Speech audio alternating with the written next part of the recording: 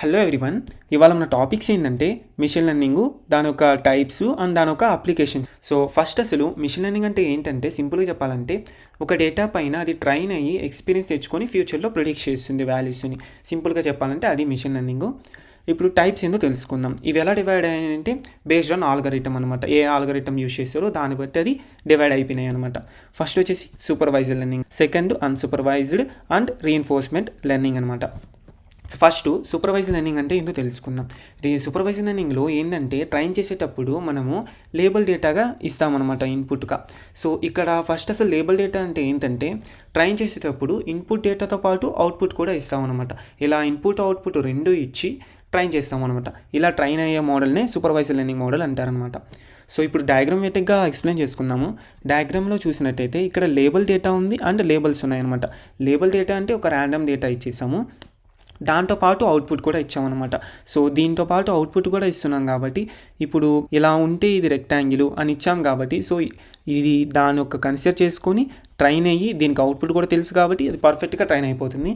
దాని తర్వాత ఇక్కడ టెస్టింగ్ డేటాలో మనము ఇప్పుడు అవుట్పుట్ ఇవ్వమన్నమాట. ఓన్లీ ఈ లేబుల్ డేటాలో కొన్ని శాంపుల్ తీసుకొని టెస్ట్ చేస్తామన్నమాట. సపోజ్ ఇక్కడ ఒక ట్రయాంగిల్ ఇచ్చామే అనుకో, 3 సైడ్స్ ఉన్నాయి కాబట్టి ఇది ట్రయాంగిల్ అని మనకి ప్రిడిక్ట్ చేస్తుంది. సో నెక్స్ట్ ఇప్పుడు అన్సూపర్వైజ్డ్ లెర్నింగ్ అంటే ఏంటో తెలుసుకుందాం.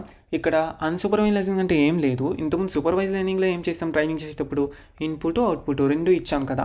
ఇక్కడ ఏంటంటే ఓన్లీ ఇన్పుట్ ఇస్తామన్నమాట ట్రైన్ చేసేటప్పుడు, అవుట్పుట్ ఇవ్వమన్నమాట. ట్రైన్ చేసేటప్పుడు ఓన్లీ డేటా ఇచ్చి దానికి తగ్గ అవుట్పుట్ ఏందో మనం చెప్పమన్నమాట. సపోజ్ ఇప్పుడు డయాగ్రమేటిక్గా ఎక్స్ప్లెయిన్ చేసుకుంటే ఇక్కడ డేటా ఇస్తున్నాము, ఇన్పుట్ డేటా ఇస్తున్నాము, కానీ దీనికి ఇంతకుముందులాగా లేబుల్స్ ఇవ్వలేదు కదా, అంటే అవుట్పుట్ ఇవ్వట్లేదు. ఇది ఏం చేస్తుందంటే సిమిలర్గా ఉండేదాన్ని గ్రూప్గా చేస్తుంది. ఇక్కడ చూడండి, ఇక్కడ రెక్టాంగిల్ ఉంది, రెక్టాంగిల్ 4 సైడ్స్ ఉన్నాయి కాబట్టి సో 4 సైడ్స్ ఉండేటివన్నీ ఒక గ్రూప్గా చేసుకునింది. సర్కిల్ ఉంది, అసలు ఎడ్జెసే లేవు, సో సర్కిల్గా ఉండేటివన్నీ రౌండ్గా ఉండేటివన్నీ ఒక గ్రూప్గా చేసుకునేసింది. అలాగే హెక్సాగాన్ కూడా ఇలాగా అదేంటంటే ప్యాటర్న్స్ని ఫైండ్ చేస్తుంది అనమాట. ఇప్పుడు రీఎన్ఫోర్స్మెంట్ లెర్నింగ్ అంటే ఇంత తెలుసుకుందాం. ఇక్కడ రీఎన్ఫోర్స్మెంట్ లెర్నింగ్ అంటే ఏం లేదు, సింపుల్గా చెప్పాలంటే ఇది రివార్డ్ బేస్డ్ లెర్నింగ్ అనమాట. అంటే రివార్డ్ బట్టి అది మూవ్ అవుతుంది, ఎక్స్పీరియన్స్ తెచ్చుకుంటుంది. ఇంకా ఈజీగా చెప్పాలంటే దీనికి ఇంతకుముందులాగా సూపర్వైజ్డ్ అన్సూపర్వైజ్డ్ లెర్నింగ్స్ లాగా దీనికి అసలు ఇన్పుట్ ఉండదు, అవుట్పుట్ ఉండదు, రెండు ఇవ్వమన్నమాట. దీన్ని ఎన్విరాన్మెంట్లో వదిలేసి దానంతకు అదే ట్రైన్ అవ్వమని వదిలేస్తాం అనమాట. ఇప్పుడు అప్లికేషన్స్లోకి వస్తే first supervised learning applications main applications వచ్చేసి spam email detection and medical diagnosis అనమాట. ఇప్పుడు స్పామ్ ఈమెయిల్ డిటెక్షన్ అంటే ఏం లేదు. ఇప్పుడు సపోజ్ ఒక 100 ఈమెయిల్ కన్సిడర్ చేసుకుంటే 40 ఈమెయిల్స్ స్పామ్ ఉన్నాయి అనుకోండి, 60 ఈమెయిల్స్ నాన్ స్పామ్ అనుకోండి. ఇప్పుడు 40 ఈమెయిల్స్ దానికి ఇచ్చేసి ట్రైనింగ్ చేసేటప్పుడు ఇవి స్పాము అని దానికి చెప్పేస్తామన్నమాట. అంటే అవుట్పుట్ కూడా ఇచ్చేస్తామన్నమాట. సో అది ఇలాంటి సిమిలర్గా వచ్చే మెయిల్స్ కానీ ఫ్యూచర్లో వస్తే స్పామ్ ఈమెయిల్ అని క్లాసిఫై చేస్తుంది ఈజీగా. అది స్పామ్ ఈమెయిల్ డిటెక్షన్ అనమాట. ఇప్పుడు మెడికల్ డయాగ్నోసిస్ అనమాట. మెడికల్ డయాగ్నోసిస్ అంటే ఇప్పుడు డయాగ్నోసిస్ పేషెంట్స్ ఉంటారు కదా, వాళ్ళొక డేటాని తీసుకొని వాళ్ళొక సిమ్టమ్స్ తీసుకొని స్టోర్ చేసుకుంటారు, అనలైజ్ చేస్తారు. ఇప్పుడు ఫ్యూచర్లో ఎప్పుడైనా ఒక పేషెంట్ వచ్చి సేమ్ సిమ్టమ్స్ ఉన్నాయా అనుకో, అతని సిమ్టమ్స్ చెప్పాడే అనుకో, ఇప్పుడు ఆ సిమ్టమ్స్ని ఇంతకుముందు పాస్ట్లో ఉన్న డయాగ్నోస్ పేషెంట్ ఒక సిమ్టమ్స్తో కంపేర్ చేసి సేమ్ సిమ్టమ్స్ ఉంటే ఇతనికి డయాగ్నోస్ ఉంది లేదా లేదు అని క్లాసిఫై చేస్తుంది. ఇప్పుడు అసలు అన్సూపర్వైజ్డ్ లెర్నింగ్ అంటే ఏంటో తెలుసుకుందాం. ఫస్ట్ వచ్చేసి రికమెండేషన్ సిస్టమ్స్ అనమాట. రికమెండేషన్ అంటే నెట్ఫ్లిక్స్లో కానీ అమెజాన్లో కానీ ప్రోడక్ట్స్ని రికమెండ్ చేయడము అలా అనమాట.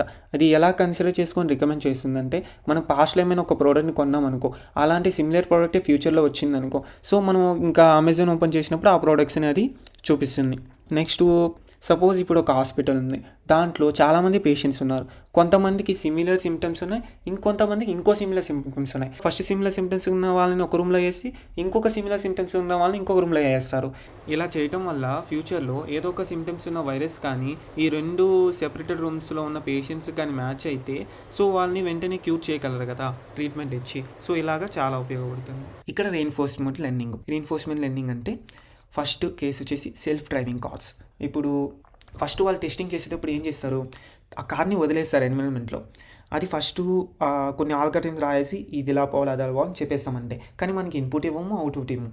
ఇప్పుడు అదేమైనా యాక్సిడెంట్ చేసింది అనుకో, దానికి పెనల్టీ పడుతుంది. పెనల్టీ అంటే నువ్వు ఇది తప్పు చేస్తున్నావు అని దానికి తెలుస్తుంది, అంటే బ్యాడ్ ఎక్స్పీరియన్స్.